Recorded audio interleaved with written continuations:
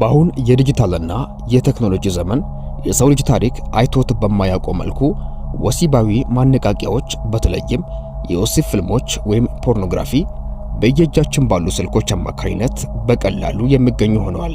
ታዲያ ሁኔታ በሚሊዮን የሚቆጠሩ ወጣቶችንና ጎልማሶችን የዘር ፍሬያቸውን በከንቱ የማባከን ስር የሰደደ አዙሪት ውስጥ ይሏቸዋል።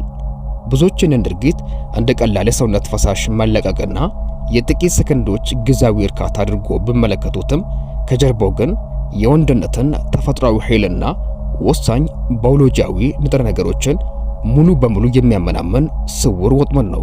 በአንጻሩ በአሁኑ ወቅት በዓለም አቀፍ ደረጃ ከፍተኛ ንቅናቄ እየፈጠረ ያለው የሲመን ሪቴንሽን ወይም ደግሞ ከወሲብ የመታቀብ ፍልስፍና አዲስ የወጣ ግኝት ሳይሆን በጥንታውያን ግብፃውያን፣ ቻይናውያን በጣኦይዝም ፍልስፍናና በህንድ ባህላዊ ሕክምና ወይም አዩርቬዳ ውስጥ the source of divine energy በመባል የሚታወቅ ታላቅ የጥበብ ምስጢር ነው።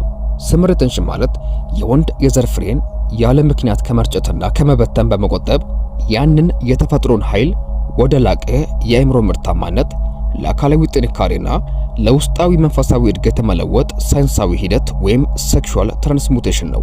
በዚህ ቪዲዮ ቢያንስ ከ21 እስከ 90 ቀናት ራሳችሁን ከወሲባዊ እንቅስቃሴ ቆጥባችሁ የዘር ፍሬያችሁን በውስጣችሁ ብታመቁ ወይም ደግሞ በውስጣችሁ ብታቆዩ በሰውነታችሁ ላይ የሚፈጠሩ አካላዊ፣ አእምሯዊና ሆርሞናዊ ለውጦችን እንመለከታለን።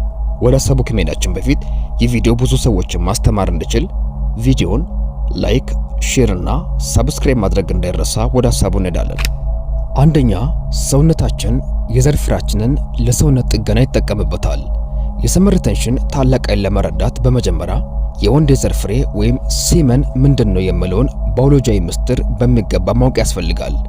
የሰውነታችን የተፈጥሮ ስርዓት አዲስ ህይወትን ለመፍጠር የዘር ፍሬያችንን በሚያመርትበት ጊዜ ከሰውነታችን ውስጥ ያሉት እጅግ ውድና ምርጥ የሆኑ ንጥረ ነገሮች መርጦና አጣርቶ ለዚህ ተልዕኮ ይጠቀማል። የወንድ የዘር ፍሬ በውስጡ እጅግ ከፍተኛ መጠን ያላቸውን የሚከተሉትን አልሚ ምግቦችን ይዟል። አንደኛ፣ ዝንክ። ይህ ንጥረ ነገር ለነርቭ ስርዓት፣ ለበሽታ መከላከያና ለቴስቶስትሮን ሆርሞን ግንባታ ቁጥር 1 ወሳኝ ንጥረ ነገር ነው። ሁለተኛ፣ ማግኒዥየምና ካልሲየም። እነዚህም ሁለቱም ንጥረ ነገሮች ለጡንቻዎች መኮማተርና ለአጥንት ጥንካሬ የሚያገለግሉ እጅግ ውድ የሆኑ ማዕድናት ናቸው። ሶስተኛ፣ ቫይታሚን ቢ12 እና ቫይታሚን ሲ። እነዚህ ማዕድናት ለሴሎች ንቃትና ለኃይል ማመንጫነት የሚያስፈልጉ ቫይታሚኖች ናቸው። አራተኛ፣ በወንዶች የዘር ፍሬ ውስጥ ፕሮቲንና አሚኖ አሲድ በከፍተኛ መጠን ይገኛሉ። እነዚህ ማዕድናት ለአንጎል ሕዋሳት ግንባታ መሰረት የሆኑ ናቸው። አንድ ወንድ የዘር ፍሬውን ሳያባክን በሰውነቱ ውስጥ ማቆየት ሲጀምር ሰውነቱ የተመረተውን ፍሬ በሽንት ከረጢትና በፕሮስቴት እጢ ዙሪያ ለረጅም ቀናት አከማቸዋል።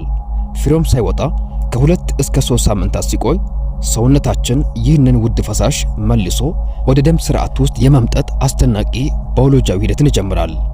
እነዚህ ውድ ማዕድናት፣ ፕሮቲኖችና ቫይታሚኖች ወደ ደም ተመልሶ ሲገቡ በቀጥታ ወደ አንጎል፣ ወደ ጡንቻዎችና ወደ መከላከያ ክፍሎች በመሄድ ሰውነታችንን ከውስጥ ወደ ውጪ የመጠገንና ኃይልን የመሙላት ተአምራዊ ሥራ ያከናውናሉ። የዘር ፍሬን በውስጥ ከማቆየት ከሚፈጠሩ ኃይሎች መካከል ሁለተኛው የቴስቶስትሮን መጠን ከፍ ማለት ነው። ቴስቶስትሮን የወንድነት መገለጫ፣ የጡንቻ ግንባታ፣ የድምፅ መጎርነን፣ የፊት ጽም እድገትና የሰውነት ጉልበት ዋና ምሰሶ የሆነው ዋነኛ የወንዶች ሆርሞን ነው። አንድ ወንድ የዘር ፍሬውን በየቀኑ ወይም በየሳምንቱ በተደጋጋሚ የሚያባክን ከሆነ ሰውነቱ አዳዲስ ፍሬዎችን ለማምረት ከመጠን በላይ ስለሚወጠር የቴስቶስትሮን መጠኑ በከፍተኛ ሁኔታ ያሽቆለቁላል። ይህም ለሰውነት መዛል፣ ለጡንቻዎች መላላትና ለድካም ይዳርጋል። በሕክምናው ሳይንስ ዓለም እጅግ የሚጠቀሰውና በየጊዜ የሚደጋገመው ታዋቂው ጥናት ዘ ስተዲ ኦን ኒውሮ ኢንዶክሪኖሎጂ ሌተርስ እንደሚያረጋግጠው አንድ ወንድ የዘር ፍሬውን ቢያንስ ለ7 ቀን እንኳን ቢቆጥብ በሰውነቱ ውስጥ ያለው የቴስቶስትሮን ሆርሞን ወደ 145% የመጨመር ልዩና አስደናቂ ለውጥ ያሳያል። ይህ የሆርሞን በከፍተኛ ሁኔታ መጨመር ደግሞ ለወንዱ የተለየ የተፈጥሮ ጉልበት፣ የወንድነት መቆም ጥንካሬና አስደናቂ የአካል ብቃትን ይለግሰዋል። ሲመን ሪቴንሽን በተለይም የሰውነት እንቅስቃሴ ወይም ጂም ለሚሰሩ ሰዎች ለጡንቻ ግንባታ ፍጥነት እጅግ አስፈላጊ ነው። እንዲሁም ሲመን ሪቴንሽን የሰውነትን የስብ ክምችትን በመቀነስ አንድ ወንድ ልጅ የተስተካከለ ቁመናና ጥንካሬ እንዲኖር ያደርጋል። ይህም ስመር ሪቴንሽን ለጤንነት ከሚለግሱ እጅግ አስደናቂ ከሆኑ ጥቅሞች መካከል አንዱ ነው። ሶስተኛ የአንጎል መታደስ፣ የዶፓሚን መስተካከልና የአእምሮ የማሰብ ብቃት መጨመር። አዘውትሮ ራስን ማልካት በተለይም ከወሲባዊ ፊልሞች ወይም ፖርኖግራፊ ጋር የተያያዘ ከሆነ በአንጎል ውስጥ ያሉት የደስታ ኬሚካሎች ሚዛን ሙሉ በሙሉ ያናጋቸዋል። ድርጊቱ በመፈጸምበት ጥቂት ሰከንድ ውስጥ አእምሮ እጅግ በጣም በአጭር ጊዜ ውስጥ ተፈጥሯዊ ያልሆኑ ከፍተኛ መጠን ያለው ዶፓሚን የተባለው የደስታና የእርካታ ሆርሞን ወደ ደማችን ውስጥ ይረጫል። ይህ ሰው ሰራሽ የዶፓሚን ጎርፍ በየቀኑ ሲደጋገም የአንጎል የዶፓሚን ተቀባይ ህዋሳት ወይም ዶፓሚን ሪሴፕተርስ ራሳቸውን ለመከላከል ሲሉ መደምዘዝ ይጀምራሉ። ይህም በሕክምናው ዓለም ብሬን ፎግ በመባል ይታወቃል። በዚህ ምክንያት ሰነፍ መሆን፣ ነገሮችን በፍጥነት መርሳት፣ ትኩረትን በአንድ ነገር ላይ ለመሰብሰብ መቸገርና ኖርማል ህይወትን ለመኖር ተነሳሽነት ማጣትና የመሳሰሉ ችግሮች ይከሰታሉ። የስመር ሪቴንሽንን ጉዞ ሲጀምሩ ግን አእምሮ ያንን ሰው ሰራሽ ማነቃቂያ በማጣቱ መጀመሪያ ላይ ልናወጥ ብችልም ቀስ በቀስ ግን የዶፓሚን ተቀባይ ህዋሳቶቹን እንደ አዲስ የመጠገንና የማንጻት ታላቅ ስራን ይጀምራል።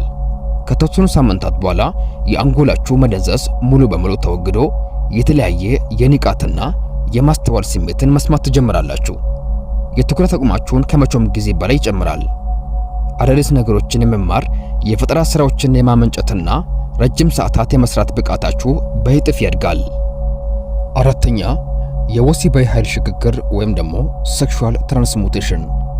በዓለም ታሪክ ውስጥ ትላልቅ ተጽዕኖ የፈጠሩ ሳይንቲስቶች፣ ጸሐፊዎችና መሪዎች ለምሳሌ እንደ ኒኮላ ቴስላ፣ አልበርት አይንስታይን፣ ናፖሊዮን ሂልና ቦክሰኛው መሐመድ አሊ የዘር ፍሬን ጠብቆ ማቆየት ያለውን ታላቅ ኃይል በሚገባ ያውቁ ነበር።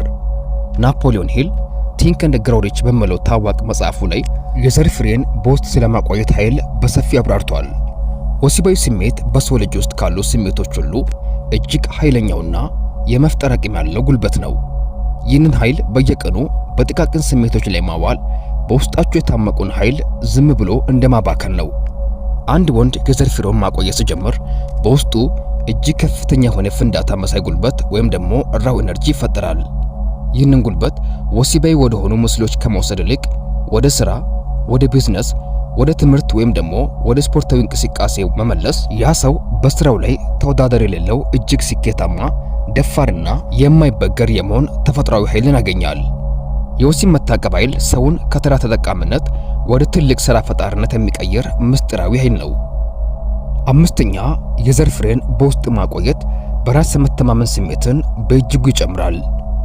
የስመር ሪቴንሽንን ልምምድ የሚያደርጉ ወንዶች በስፋት ከሚመሰከርላቸው አስደናቂ ለውጦች መካከል አንዱና ዋነኛው በማህበራዊ ህይወታቸው ውስጥ የሚፈጠረው የተለየ ተሰሚነት፣ የክብርና ሳብነት ወይም አትራክሽን ነው። ይህ ተረት ተረት ሳይሆን ግልጽ የሆነ የሳይንስና የሆርሞን እውነታ ነው። የዘር ፍሬን ጠብቆ ማቆየት በሰውነት ውስጥ የፌርሞን የተባሉ የተፈጥሮ ሳቢ ኬሚካሎች በቆዳችን በኩል እንዲለቀቁ ያደርጋል። በተጨማሪም የቴስቶስትሮን መጨመር የሰውን አይን ላይ የመመልከት ድፍረትን ወይም ኮንታክትን፣ የድምጽ መጎርነንና የተረጋጋ የወንድነት አካሄድን ይፈጥራል። ከሁሉም በላይ ድርጊቱን ካቆሙ በኋላ የሚሰማቸው ትልቅ ለውጥ ከከባድ የጥፋተኝነትና የሀፍረት ስሜት መላቀቅ ነው። ይህም የድፍረት ወይም ደግሞ በራስ መተማመናቸውን በእጅጉ ከፍ ያደርጋል። ያ በየቀኑ ይከተላቸው የነበረው የጸጸት ስሜት ተወግዶ በራሳቸው ላይ ሙሉ ቁጥጥር እንዳላቸው ሲሰማችሁ በራስ የመተማመን አቅማቸው ሰማይ ይነካል።